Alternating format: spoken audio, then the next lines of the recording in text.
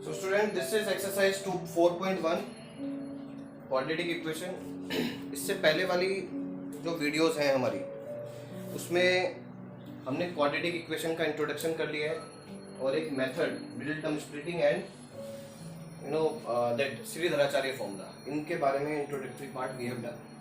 अब हम सीधा उसके इम्प्लीमेंटेशन पे आ रहे हैं और उसकी हेल्प से हम सारी एक्सरसाइजेस कर रहे हैं। सो ये एक्सरसाइज 4.1 है। अगर एक्सरसाइज 4.1 की बात करते हैं तो 4.1 में जो क्वेश्चन नंबर 1 है उसमें बड़ा सिंपल सा बात है, जो हमने पहले भी इसको किया हुआ है इस तरह के क्वेश्चंस, कि आपको वेरीफाई या चेक करना है कि ये क्वाड्रेटिक इक्वेशन है या नहीं है। तो आप देख लो कि मैंने यहाँ पर डिवीजन किए हुए हैं, ठीक है। तो ये इस पार्ट में हम जो है थर्ड 3 पार्ट्स है अपने पास, and here we are having this one. So you can see first question, अगर मैं बात करता हूँ फर्स्ट क्वेश्चन में, अगर आप मैंने बताया है आपको पहले भी कि सभी चीज़ों को आपको लेफ्ट हैंड साइड में उठाकर लेकर आना है, कुछ भी नहीं रखना है राइट हैंड साइड में, and then you have to check and you will compare with the standard form कि ये वाली स्टैंडर्ड फॉर्म आपको मिल पा रही है या नहीं मिल पा रही है, राइट है। अब करना क्या है, करते हैं यहाँ से स्टार्ट। इसमें अगर मैं बात करता हूँ क्या, चलिए मैं पहले यहाँ पर इसको लेकर आ जाता हूँ, ठीक है। ये लेकर आ गया, इसमें आइडेंटिटी लगा दो आप, क्या बनता है a square plus b square plus 2ab, bracket open करते ही ये प्लस 6 हो जाएगा। और अगर आप इसको देखते हैं तो 2x कैंसिल हो रहा है, तो x स्क्वायर प्लस 7 और इज इक्वल टू 0। अब बच्चे यहाँ पर कंफ्यूज ना हो, क्योंकि हमें ये चेक करना है कि क्या ये स्टैंडर्ड फॉर्म के साथ मैचिंग करेगा। स्टैंडर्ड फॉर्म के साथ मैचिंग करने के लिए अगर आप बात करें तो इसमें x वाली टर्म गायब है, बट अगर मैं देखता हूँ x स्क्वायर वाली टर्म है, 0x है मेरे पास, तो I have made x term here, तो एक्चुअली में ये क्वाड्रेटिक इक्वेशन है। So it means because maximum power is 2 और कोई भी वेरिएबल डिनोमिनेटर में नहीं बैठा हुआ है, इसमें आ जाते हैं। सेम हम यहाँ पर भी यही काम करेंगे। ये कितना हो जाता है, दिस वन, सबको इधर ले आओ। अगर आप देखते हैं ये -2x और ये +6, तो ये x स्क्वायर -4x और ये +6 आएगा। अब ये भी आपको, ये तो बिल्कुल क्लियरली नजर आ रहा है क्योंकि हर एक टर्म बिल्कुल मैच कर रही है। और अगर मैं इससे मैच करूं तो a की वैल्यू 1 देता है, ये b की वैल्यू -4 देता है और c 6 देता है। आपको ये कंपैरिजन भी मैं साथ साथ थोड़ा थोड़ा आपको बताता जा रहा हूँ कि कैसे कंपैरिजन करते हैं। अगर मैं इसको स्टैंडर्ड फॉर्म से कंपेयर करूँ तो x स्क्वायर के साथ मल्टीप्लाई में a है, यहाँ पर x स्क्वायर के साथ मल्टीप्लाई में क्या है 1 है, तो a की वैल्यू 1 हो गई। यहाँ पर b की वैल्यू क्या है -4, क्योंकि माइनस भी लिया जाएगा। c की वैल्यू क्या है 6। तो इस तरह से a b c की वैल्यू भी हम पता कर सकते हैं, राइट। अब इस पे आते हैं, ये बना तुम्हारा x square plus x -2x -2 और x square plus 3x -x और -3। अगर मैं देखता हूं तो x स्क्वायर और x स्क्वायर कैंसिल हो गया। अच्छा, जो क्वाड्रेटिक इक्वेशन बनाता है वही चला गया, तो इट मींस ये क्वाड्रेटिक तो बनने से रही, तो क्या बनेगी वो चेक करना है। तो मैं इसको इधर ले आता हूँ तो ये -3x हो जाएगा, और अगर मैं इसको भी इधर ले आता हूँ तो ये +1 और 0। ये एक लीनियर इक्वेशन बन रही है क्योंकि मैक्सिमम पावर 1 है, तो ये एक लीनियर है, क्वाड्रेटिक नहीं है, ठीक है। अब इस पर आते हैं, इस पर भी बिल्कुल सेम है। तो क्या करें, multiplication first of all, 2x square ये हो गया +x -6x -3, इसमें क्या मिला मुझे x स्क्वायर प्लस 5x। अब यहाँ से देखिए जरा, ये 2x स्क्वायर ये -x स्क्वायर आ गया इधर, ठीक है, ये -5x देगा और ये -5x इधर से आ गया, और -3 टोटली पहले से बैठा हुआ है, तो ये कितना हो जाता है x स्क्वायर, ये हो गया -10x -3। अब ये यहाँ पर बिल्कुल अनलाइक टर्म्स आ गई है। अब ये कैसी फॉर्म है, बिल्कुल क्वाड्रेटिक बन रही है। a की वैल्यू बताएंगे क्या बनी, यहाँ पर a की वैल्यू 1 बना, b -10, c -3। तो ये साथ साथ सीख लें आप कि a b c की वैल्यू भी निकल सकती है। मैं क्यों निकलवा रहा हूँ, क्योंकि ये अभी आने वाले जो मेथड्स हैं, आगे आने वाली एक्सरसाइज है, वहां पर ये बड़ा काम करने वाला है। तो आपको अगर अभी से ही समझ में आ जाएगा तो आपके लिए वो एक्सरसाइज बड़ी इजी हो जाएगी। यहाँ पर आ जाते हैं 2x स्क्वायर -6x -x + 3, ये कितना हो जाता है देखिए जरा, ये रहा। अब यहाँ से एक बात देखें, अगर मुझे x स्क्वायर को इधर लाना पड़ गया तो ये x स्क्वायर आ गया, और अगर मैं -6x और ये +x लेकर आ गया, इधर एक -x ऑलरेडी बैठा हुआ है, इसमें एक काम भी कर सकते हैं, ये -x दोनों सेम है और दोनों अलग अलग साइड पर है, कैंसिल भी कर सकते हो, तो ज्यादा बेटर है -5x और +3 और +5, ये बड़ा जरूर ध्यान रखना पड़ेगा यहाँ पर कि आप साइन की मिस्टेक ना हो जाए, क्योंकि साइन की मिस्टेक होते ही आंसर गलत हो जाएगा। और अगर आप देखें तो ये बिल्कुल क्वाड्रेटिक इक्वेशन है, मैक्सिमम पावर 2। आई होप समझ में आ गया होगा। आई वांट कि ये आप करें, खुद करें, एक बार आप खुद भी प्रैक्टिस करेंगे। जब सेल्फ प्रैक्टिस करेंगे स्टूडेंट्स, तभी कुछ आप अपडेट कर पाएंगे। कुछ प्रॉब्लम आती है तो आप यूट्यूब पर मेरा कमेंट वाले बॉक्स में कमेंट डाल दें, definitely you will get reply, right. अब मैं नेक्स्ट वाले पर आता हूँ। Next question is related to word problem. Word problems को सबसे फर्स्ट ऑफ ऑल देखिए, जब भी वर्ड प्रॉब्लम आएंगी तो वर्ड प्रॉब्लम यही कहती है कि सबसे पहले आप एक ऐसा रिलेशन डेवलप करो जिससे क्वाड्रेटिक इक्वेशन फॉर्म हो जाए। And one thing is also very important कि आपको सिर्फ एक ही वेरिएबल को लेकर चलना है। Only one variable you have to hold, you have to think and you have to convert the final equation in one variable form. This is very important to understand, right. So question number 2, first part. So one by one I am reading because we cannot write all the questions. So take this NCERT book. Whenever you are watching the videos, please keep this book with you if you are seeing the exercise part. Okay, question number 1. It is area of a rectangular plot. So area, I am writing what is given. Area of rectangular plot. It is given here 528 meters square, right? And the length of a plot, okay, I can draw a figure here also. Area is 528 meters square, and the length of the plot is one more than twice of its breadth. It means length is compared with breadth. So if breadth is x, then length will be one more than twice of breadth. This is length and this is breadth. Are you getting my point? There is a one relation. I am repeating the statement again. The length is one more than twice of breadth, and breadth we have supposed x, so we can easily find the length, right, in the terms of b form or breadth form. So what I will do here, let the breadth of rectangular plot be x meter. So now you know very well. So the length of rectangular plot is what? 1 plus 2x meter. This is according to question. Now what is the formula of area? So area of rectangle is equal to length into breadth. And what is the area? It is 528. And what is length? 1 plus 2x. And what is breadth? X. Right? So 528, can we write it like this? 2x square plus x. And this 528, I have already told you, you have to shift this 528 to the other side. So it will come in minus. So now it is the standard form of quadratic equation. So this is the way.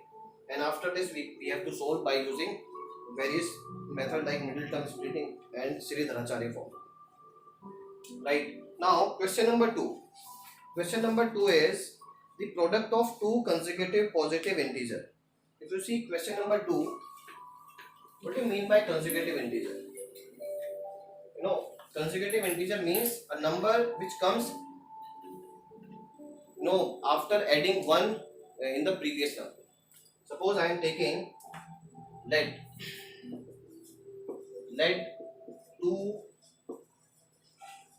consecutive numbers. Let two consecutive numbers be x. So next number will be x plus 1. मतलब आपको क्या करना है, x में जो आपने number suppose किया उसमें एक ऐड कर दोगे तो नेक्स्ट वाला जो नंबर होगा उसको कंसेक्यूटिव बोला जाता है. जैसे 2 का कंसेक्यूटिव होता है 3, मतलब 2 में एक ऐड किया 2 plus 1, तो ये हमारा कंसेक्यूटिव कहलाता है. तो हमें यहाँ पर पता नहीं है वो कौन सा नंबर है, इसलिए हमने वो पहला नंबर सपोज किया है, सेकंड नंबर हमें अपने आप मिला. उसके बाद वो कहता है product of two consecutive number. Is equal to 306, ये गिवन है। तो आपको पता ही है प्रोडक्ट क्या है, प्रोडक्ट में आप क्या करोगे, you will write both numbers here, right, and what it will be now, x square plus x is equal to 306 and x square you know very well कि मुझे 3086 को इधर लेके जाना है, तभी वो सही फॉर्म देगा। ठीक है, तो इस तरह से आप क्वाड्रेटिक इक्वेशंस के फॉर्म क्रिएट कर पाते थे। फिर जो नेक्स्ट क्वेश्चन है वो एज वाला है। एज वाले क्वेश्चंस आपने बहुत किए हैं, राइट, तो ये उसी में से एक है। तो Rohan's mother is 26 older than him. देखिए दो केसेस है, जब इसमें दो आता है, इसमें दो चीजें आती हैं, एक रोहन आता है और एक मदर आ रही है। दो ऑब्जेक्ट मानो, दो पर्सन मान लेते हैं। रोहन की जो मदर है उसकी जो एज है वो 26 ओल्डर है देन हिम। तो मतलब अगर इसकी x है तो ये x प्लस 26 है। एक तो ये पहला रिलेशन हमने बना लिया। ठीक है, तो अब हम क्या करेंगे, सबसे पहले लेट क्लिक करेंगे, लेट प्रेजेंट एज ऑफ, किसकी सपोज करोगे आप, रोहन की सपोज करनी पड़ेगी, क्योंकि मदर रोहन पर डिपेंड कर रही है। आपको ये भी जरूर चेक करना पड़ेगा कि कौन किस पर डिपेंड कर रहा है, राइट, कि इसका निकालें तो इसका ऑटोमेटिकली निकल जाएगा। तो age of Rohan be x years, तो यहां से क्या क्लियर हो गया, एज ऑफ मदर कितना हो जाएगा, b x प्लस 26। अब जो नेक्स्ट केस क्या कहता है, तो कहता है the product of their ages, the product of their ages in years 3 years from now. तो सबसे पहले क्या, age of Rohan, age of Rohan after 3 years। अब आफ्टर 3 years की बात जब करते हैं तो हर एक की एज में 3 years का गैप हो जाएगा, एज बढ़ जाएगा, इंक्रीज हो जाएगी। सो एज ऑफ मदर कितना हो जाएगा, x, देखिए 26 तो पहले से थी, 3 और ऐड हो गया 29 हो गया। ठीक है, तो ये हमारा ये चीज आ गया। अब दूसरे पर आ जाते हैं। अब वो क्या कहता है नेक्स्ट में, अब वो कहता है प्रोडक्ट मींस आफ्टर 3 years हम प्रोडक्ट कर रहे हैं, तो मतलब क्या, right, x plus 3 and x plus 29, और जो प्रोडक्ट है वो कितना हो जाता है 360। अब देखिए कितना इजी हो गया ये, x square plus 29x plus 3x और प्लस 87 और ये 360, यहाँ से एक्स स्क्वायर एंड 32x, इसको भी इधर ले जाओ और जो माइनस में आंसर आएगा नहीं आएगा, बिल्कुल आएगा। कितना आ गया 287, सॉरी 283, तो ये आपका इक्वेशन फॉर्म हो गया। तो यहाँ पर इन क्वेश्चंस में इक्वेशन ही फॉर्म करनी है, right. So class, I hope you can do these sums easily, and this was the third part of second question। और ज़्यादा कुछ है नहीं। अगर मैं इसका जो फोर्थ पार्ट को भी अगर हम बात करें, थोड़ा वो भी देख लेते हैं। कहता है train travels a distance of 480 kilometre at a uniform speed. मतलब ट्रेन है, मतलब स्पीड ऑफ ट्रेन ये कितना दिया हुआ है, सपोज लेट, हमें लेट ही करना पड़ेगा, let the speed of a train be x kilometre per hour, right, uniform चल रही है, चेंज नहीं है स्पीड में, ध्यान रखेंगे। अब वो कहता है कितना दूर चल रही है ये, डिस्टेंस ट्रेवल्ड कितना है 480 किलोमीटर। अच्छा, अब यहाँ पर जब डिस्टेंस ट्रेवल कर रही है तो टाइम कुछ लगेगा, time taken by train, time is equal to what, distance upon speed, and what is the distance, 480 upon x, means this is the time which is coming in the form of x। तो मतलब हमारे पास जो time आया वो ये आ गया।